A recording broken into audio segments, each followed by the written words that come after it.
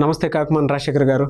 నమస్కారం సార్, దివంగత నేత వైఎస్ రాజశేఖర రెడ్డి గారి తమ్ముడు వివేకానంద రెడ్డి గారు, అంటే అది హత్య అంటారా ఆయనకి జరిగింది, లేదా సహజ మరణం అంటారా? అది ముమ్మాటికి హత్యేనండి. ఓకే. ఎందుకంటే నిన్న ఎన్నికల ప్రచారంలో పాల్గొని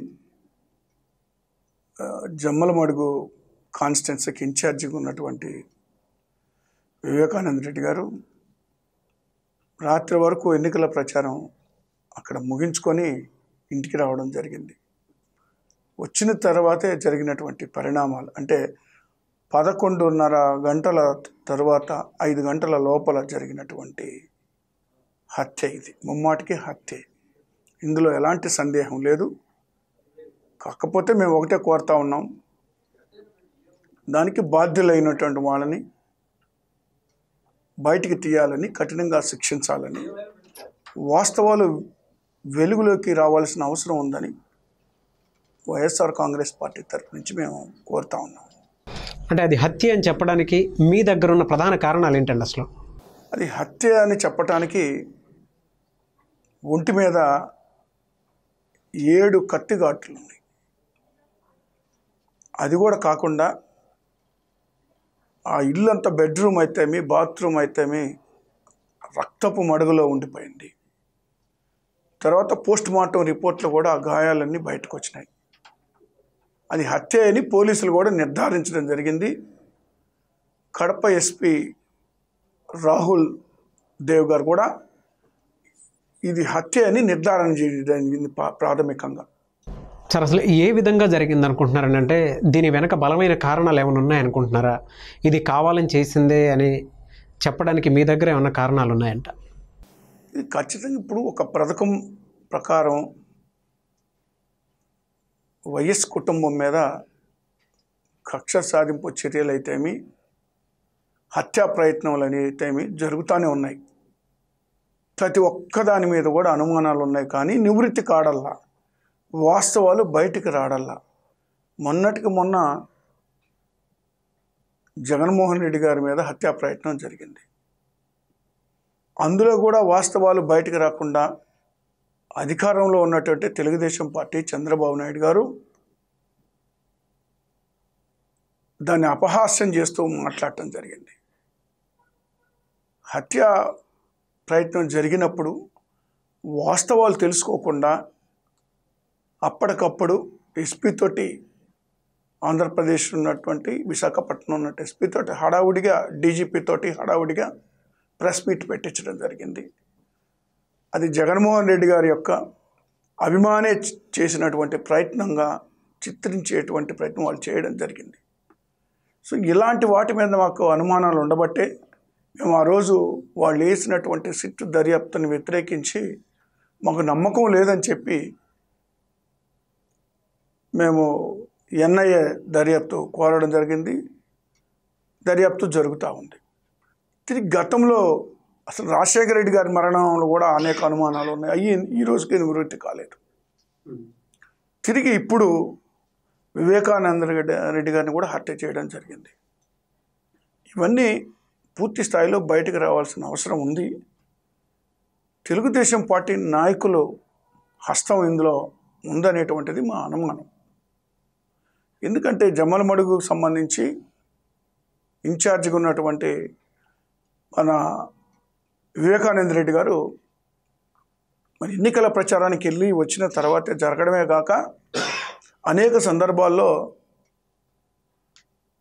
తెలుగుదేశం నాయకులు, మంత్రి ఆదినారాయణ రెడ్డి గారు ఎలాగైనా సరే కడప లోక్సభ స్థానాన్ని గెలవాలా, పులివెందుల అసెంబ్లీ స్థానాన్ని గెలవాలా అనే పట్టుదలతోటి ఏది చేయడానికన్నా సిద్ధపడి ఈ రెండింటిని గెలుచుకోవాలా, ఏమి చేసైనా సరే, ఎన్ని అరాచకాలు సృష్టించైనా సరే ఈ 2 స్థానాలు గెలుచుకోవాలనేటువంటి పట్టుదలతో ఉన్నారు. కాబట్టే మాకు అనుమానాలు ఉన్నాయి.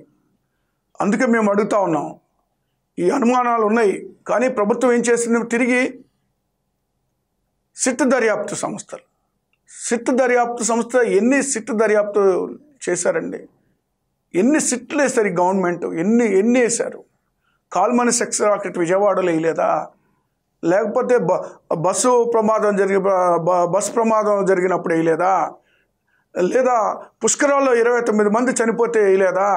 లేదా విశాఖపట్నం భూకుంభకోణంలో వేయలేదా? ఏదైనా ఒక్కటి.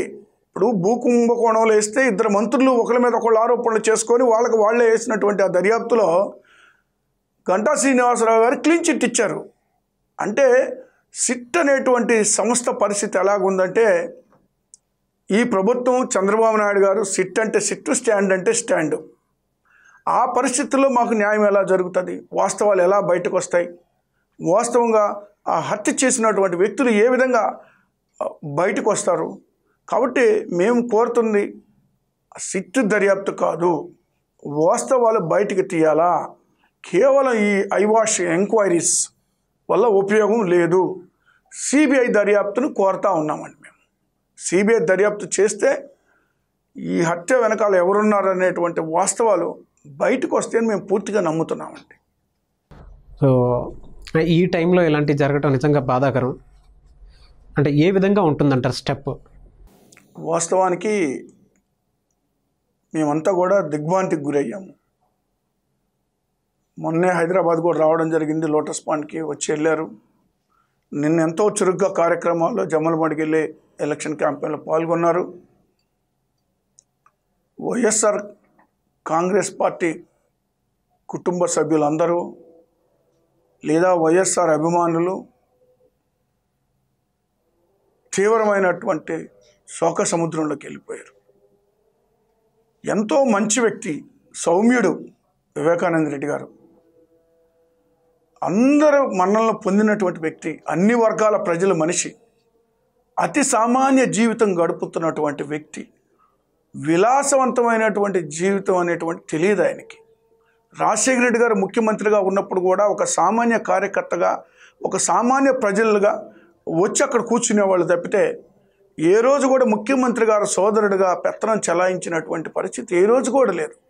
మరి ఎమ్మెల్యేగా చేశారు, 2 సార్లు ఎమ్మెల్సీగా చేశారు, ఎంపీగా చేశారు, ఈ రాష్ట్రానికి మంత్రిగా చేశారు, ఈ రాష్ట్రాన్ని ఎన్నో సేవలు అందించారు ఆయన. మరి అలాంటి మహోన్నతమైన వ్యక్తి, మంచి మనిషి ఇలాంటి దారుణంగా హత్యకు గురి కావటం అనేటువంటిది మమ్మల్ని దిగ్భ్రాంతికి గురి చేసింది. అందుకే మేము కోరుతా ఉన్నాం, వాస్తవాలు బయటకు తీయమంటున్నాం. దీని వెనక ఎవరున్నారో, ఎంత పెద్దవాళ్ళున్నా వాళ్ళు బయటికి రావాలంటే ఖచ్చితంగా సిబిఐ దర్యాప్తు జరగాలి. సిట్ దర్యాప్తు వల్ల ఎలాంటి ఉపయోగం లేదని మా నమ్మకం.